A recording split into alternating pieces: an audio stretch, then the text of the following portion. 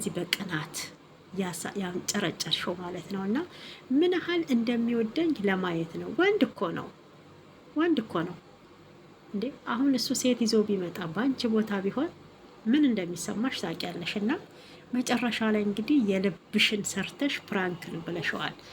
እንግዲህ እኔ እንጃ አብርሽና ሄርሜላ አብረው ይቀጥላሉ ብዬ አላምንም።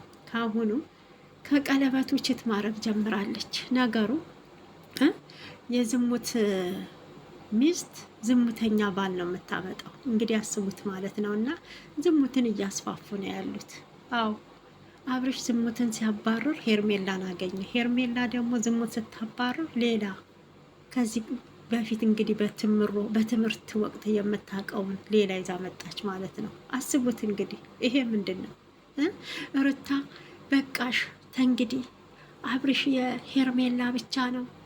ዝሙት ደጋፊ ስለሆናችሁ እውነቴን እኮ ነው። ዝሙት የሚደግፍ ዝሙተኛ ነው አሁንም ቢሆን ማለት ነው። እና ሩታ መሆን እንጂ መምሰል አትችሉም። በቃ ሩታ መምሰል እንጂ መሆን አትችሉም። በእውነት እውነቱን ነው የምነግራችሁ። እንግዲህ ቢመራችሁ ዋጡት ማለት ነው። ልዑልዬን የመሰለ እውነቴን ነው ሊሰታው ማለት ነው። ግን አብርሽ በጣም በቃ ቦክስ ሁሉ ተያይዟል ማለት ነው እና